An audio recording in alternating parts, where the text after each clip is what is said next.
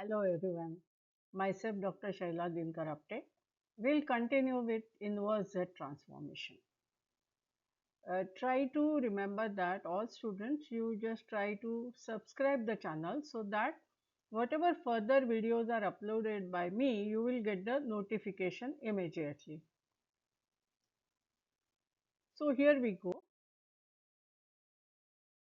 For inverse Z transformation, there are three different methods those you can use. One is power series method, that is long division method. Second one is partial fraction expansion method, and third one is the residue method. We will go through these methods one by one.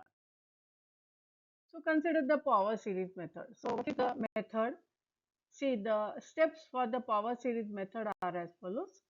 Find if the sequence to be recovered is a right-handed sequence or a left-handed sequence. That is important, because if the sequence is a right-handed sequence, you will recover the corresponding xz as z inverse series, and if it is a left-handed sequence, you will recover it as z raised to plus power, positive power of we will consider positive power of z.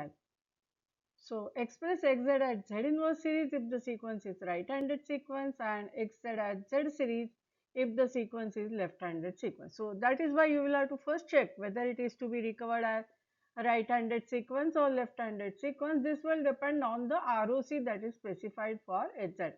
If ROC is specified mod of z as greater than some value, then it is a right-handed sequence.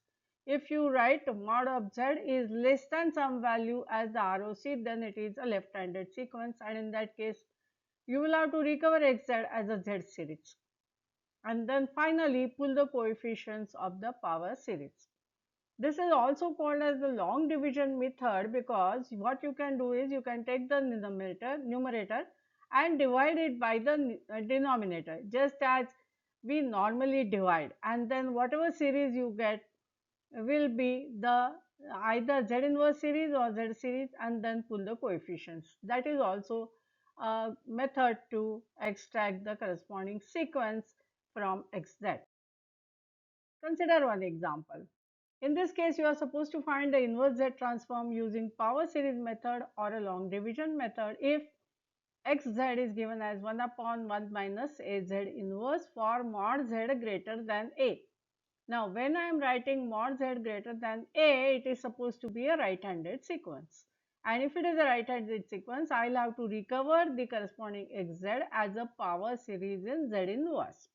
So, in this case, the sequence is a right-handed sequence as we have understood, and then we will have to recover xz as a power series in z inverse.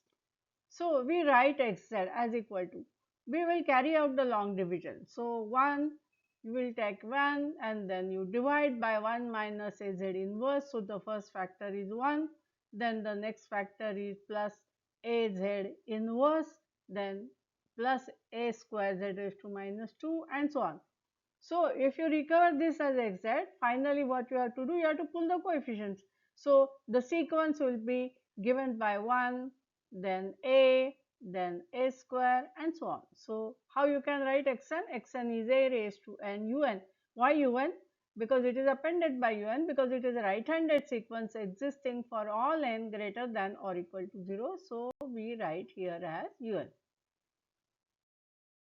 Consider one more example. Here we can solve this using a property of differentiation in z domain. Okay. So, xz is given by az inverse divided by 1 minus az inverse. Now, again ROC is given as mod z greater than a. So, it is supposed to be a right-handed sequence. Now, what is the property of differentiation in z domain? It says that if xz is a z transform of xn, then nxn will transform to minus z ddz of xz with same ROC, with either the deletion and deletion of 0 or at infinity, that we have seen. So, we know that a raised to n un transforms to 1 upon 1 minus az inverse. This is just the last example that we have solved. So, what will be the z transform of n a raised to n un? It will be minus z ddz of xz. Xz is what? 1 upon 1 minus az inverse. So, we put it here and we try to find d dz of this and multiply it by minus z. So you will get it as z inverse upon 1 minus a 1 minus z inverse raised to 2. Sorry, it has to be a z inverse. Then the corresponding xn is a raised to n un, because this is the same question that is given to you. In this case, this z inverse is to be replaced by a z inverse. That is a mistake actually. Okay. So we consider next method, that is called as partial fraction expansion method. Now in this case, what is the procedure? Firstly, if the denominator is already in the factored form, no problem. But if it is not, then you factorize the denominator polynomial and then express xz upon z as a number of factors equal to the number of poles of the transfer function. So suppose there are two poles in the transfer function, then you decompose xz upon z as a summation of two terms, one term for each pole, and then find the constant of for each factor and then take inverse z transformation. So here we consider one example to illustrate this. We have to find the IZT of this xz. Xz is given by 1 plus 3z inverse upon 1 plus 3z inverse plus 2 raised to z raised to minus 2. Now what I do is I write xz at z square plus 3z upon z square plus 3z plus 2. What I have done actually is I have multiplied the numerator and denominator by z square. So here it will be z square plus 3 z raised to minus 1 into z square. So it will be z, and this will be the denominator. Now what I do, I factorize the denominator. Z square plus 3z plus 2 can be factored as z plus 1 and z plus 2. So there are two poles. One pole at z equal to minus 1, another pole at z equal to minus 2. Okay. Now this z square plus 3z upon z plus 1 into z plus 2, I will write xz upon z now. Xz upon z is equal to some constant k1 upon z plus 1 plus some constant k2 upon z plus 2. So I try to express xz upon z as a summation of two terms, one term for each pole. Right, now I'll have to find k1. How to find k1? I will have to multiply xz upon z by z plus 1. So xz upon z is z plus 3z, z plus 3 divided by z plus 2, because I'll have to multiply it by z plus 1 and evaluate it at z equal to minus 1. So the corresponding values, if I just put for z equal to minus 1, I get k1 as 2. Similarly, k2 is z plus 3 upon z plus 1, because I'll have to multiply here by z plus 2 in this case, and I'll have to evaluate this at z equal to minus 2. So if I put the value of z equal to minus 2, I get k2 as equal to minus 1. So xz upon z can be written as k1 is 2, so 2 divided by z plus 1 minus k2 is minus 1, so minus 1 divided by z plus 2. So now I can write xz. I will have to multiply by z in the numerator. So it will be xz upon z is this. So what will be xz? Xz will be 2z upon z plus 1 minus z upon z plus 2. I will divide throughout by z. So I will have 2 upon 1 plus z inverse minus 1 upon 1 plus 2 z raised to minus 1. Now to take inverse Z transform, I will consider the first term. The corresponding coefficient T2, it is as it is. So 1 plus Z raised to minus 1. So I can write it as 1 minus of Z raised to minus 1. So it is minus 1 raised to n un minus 2 raised to n, because here it is 1 minus minus 2 Z inverse. So minus 2 raised to n un. Alright. So we'll have to compare this particular term with the standard form, that is the constant divided by 1 minus z inverse. Now in this case it is 1 plus z inverse, so I write it as 1 minus minus z inverse. So I get this minus term, so it is minus 1 raised to n.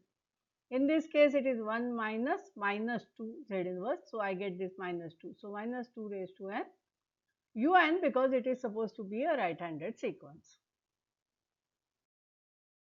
Consider one more example. In this case, we have to find xz for the corresponding sequence for xz given by 1 minus az inverse upon z inverse minus a. Now what I will do, I will multiply numerator and denominator by z. So I will get z minus a divided by az plus 1 minus az. So when I multiply this minus a, I will get minus az, and when I multiply this z inverse by z, I will get plus 1. That is equal to minus 1 upon a is taken out as a factor. So z minus a upon z minus 1 by a. So what will be xz upon z? Xz upon z will be minus 1 by a into z minus a upon this z will come in the denominator, z into z minus 1 by a. Right. So in this case there are two poles, one pole at z equal to 0, another pole at z is equal to 1 by a. So I will get two terms for the factorization, k1 upon z plus k2 upon z minus 1 by a. So how to find k1? K1 is z minus a upon a into z minus 1 by a, and this is to be evaluated at z equal to 0 because I will be multiplying by z in this case. So you get this k1 as minus a. Similarly, I calculate k2 as z minus a upon az because I will multiply by z minus 1 by a, and I will evaluate it at z equal to 1 by a. So after putting the value of z as 1 by a, I get 1 minus a square upon a as the value of k2. Now put this value of k1 and k2 here. So xz upon z will be equal to k1 upon z. What is k1? It is minus a. So minus a divided by z plus k2. K2 is 1 minus a square upon a. 1 minus a square upon a into z minus 1 by a. Now this 1 minus a square upon a, I am just modifying it. So k2 is 1 minus a square upon a with a minus sign. So I will write it as a square minus 1 by a square minus 1 by a upon z minus 1 divided by a. So I'll write xz as equal to minus a plus a square minus 1 by a into z divided by z minus 1 by a. So minus a is a constant term. So how we recover xn? Xn is minus a into delta n plus a square minus 1 by 2, a square minus 1 by a, which is the same factor that I have written here, and this is z minus 1 by a. So I will get the term here 1 by a raised to n un. Very simple, isn't it? Consider example 3. Now this example 3 is little tricky. So I have considered this. Now in this case xz is equal to z raised to minus 6 plus z raised to minus 7 upon 1 minus z inverse. So in this case z raised to minus 6 is coming as a constant out, and I have 1 plus z inverse upon 1 minus z inverse. So for the time being what I can do is I can keep this z raised to minus 6 outside, and I will evaluate for this only. Now here from this step to this step what I have done, I have multiplied by z in the numerator as well as denominator. So I get z plus 1 upon z minus 1. Now I am keeping this z raised to minus 6 aside, and I am writing xz upon z as z plus 1 upon z into z minus 1. So again I get two poles, one pole at z equal to 0, another pole at z equal to 1. So I write it as k1 upon z plus k2 upon z minus 1. Now I will have to evaluate k1 as z plus 1 upon z minus 1 because I will have to multiply by z and evaluate at z equal to 0. So k1 is minus 1. K2 is z plus 1 upon z because I will multiply by z minus 1. I will have to evaluate it at z equal to 1. So I will get the corresponding value of K2 as 2. So I get xz is equal to minus 1 plus 2, K2 is to 2z upon z minus 1 because I will have to multiply by z now. So this is minus 1 into z. When I multiply by minus 1 divided by z, and when I multiply by z, I will be getting constant as minus 1. So minus 1 plus 2z upon z minus 1. So I can recover xn as minus delta n because this is a constant plus twice un. Now z upon z minus 1, I can write it as 1 upon 1 minus z inverse. So it is directly 1 raised to n un. 1 raised to n un is same as un. Now I'll have to consider that z raised to minus 1 which I kept aside. So I'll have to introduce delay of 6 samples in this corresponding xn. So xn will now be resulting xn will be written as minus delta n minus 6 plus twice u n minus 6. So this is the delay of 6 samples introduced because there is a term z raised to minus 6. It is easy to solve it if we keep this as the factor aside and take it into consideration at as the last step. Now consider the residue method. This residue method is based on the theorem called as Cauchy's integral theorem. This method, what it does is it calculates the residues of the function at the pole locations which are inside the closed contour, but where this closed contour should be, the closed contour should be in the ROC, included in the ROC. And we'll have to sum all these residues evaluated at all different poles inside the closed contour to get the corresponding cover the sequence xn or to get the IZT of the function. You need to select a closed contour such that it will cover all pole locations and it should be inside the ROC. Now see here. What are the steps for residue method?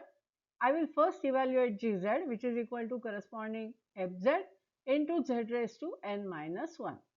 Now select a closed contour C inside the ROC. This Z raised to Z raised to n minus 1 factor comes because of the Cauchy's integral formula. So don't worry about why we are getting Z raised to n minus 1. It is because of the Cauchy's integral formula. So select the closed contour C inside the ROC. Find the poles of this function Gz inside the closed contour C and evaluate the residues of the Gz at all pole locations within the closed contour, and then Fn is recovered as sum of all these residues.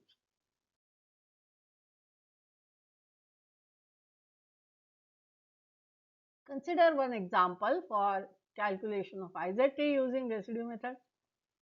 Fz is given as 1 upon z minus 1 whole square into z minus 0.5. Now to calculate Gz, I just have to multiply by z raised to n minus 1. So z raised to n minus 1 upon z minus 1 square into z minus 0.5. Now where are the pole locations? The pole locations are at 0.5, this is a single pole, and at z equal to 1 it is a double pole. So I'll have to find the residue at both these pole locations inside a closed contour C in ROC. So ROC, in this case ROC is mod z greater than 1. So I'll have to consider the closed contour which is inside the ROC. So let me consider the radius of your contour C as z is equal to 1.5. Then it will be in the ROC. Now let us calculate the residue of the Gz at z equal to 0.5. It is simple. Z raised to n minus 1 upon z minus 1 whole square. I will multiply the Gz by z minus 0.5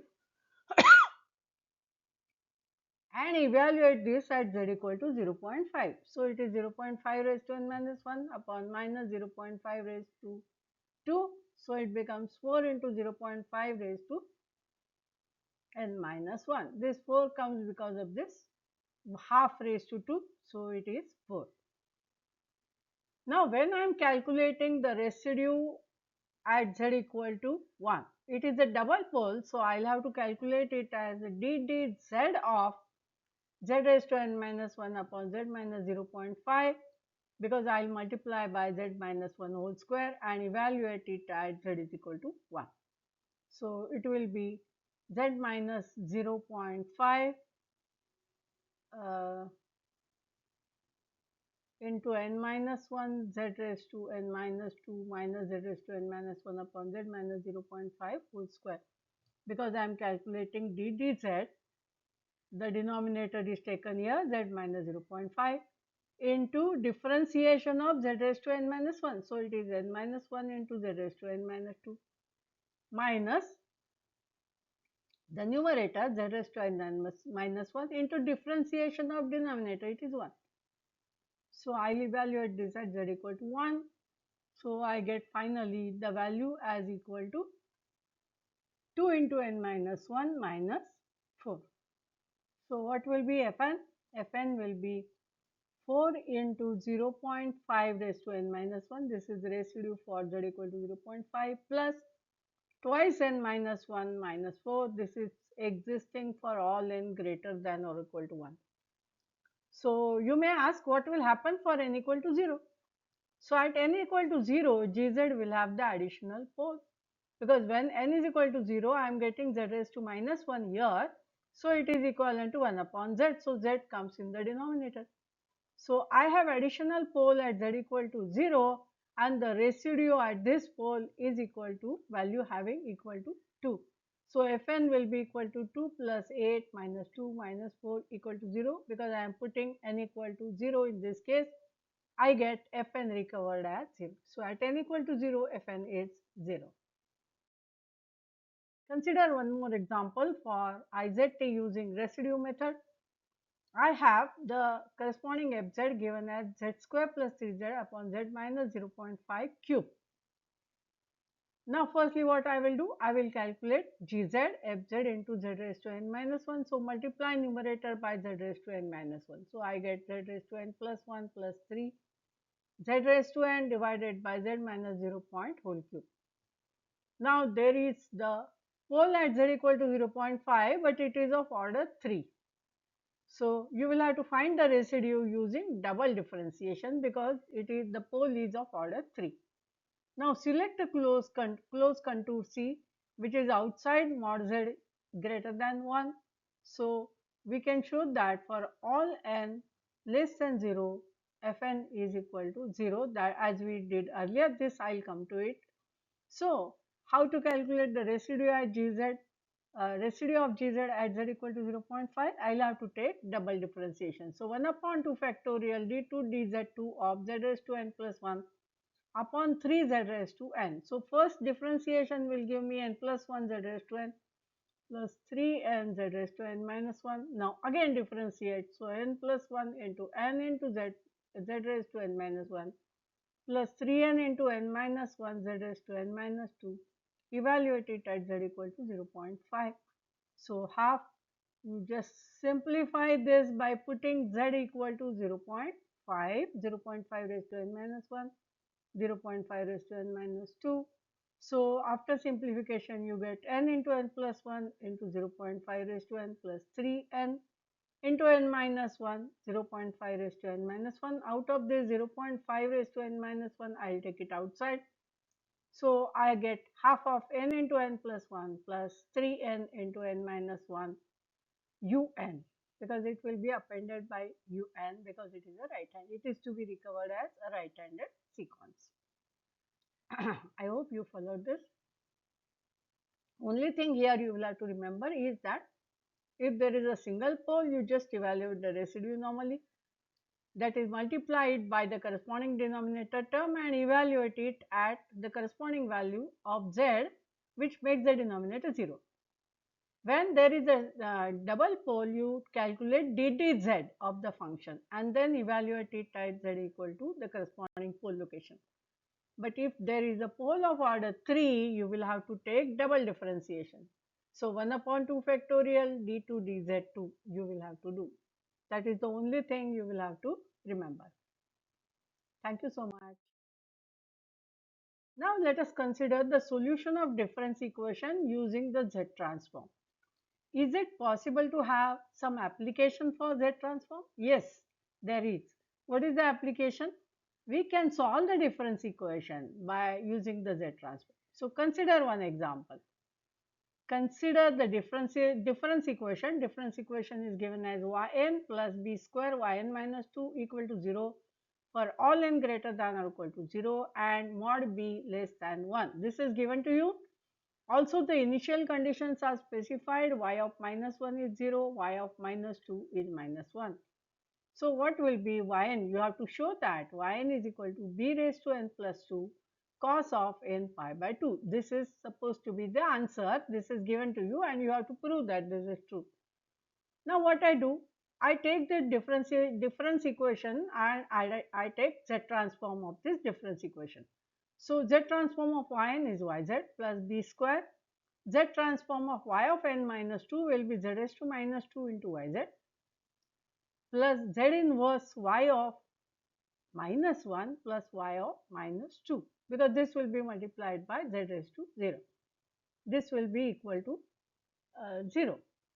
So, what will be yz? Yz into 1 plus b square z raised to minus 2, you get b square, this is 1 plus b square into z raised to minus 2 is equal to b square. This is y of minus 1 is 0. So, this term will become 0 and y of minus 2 is minus 1.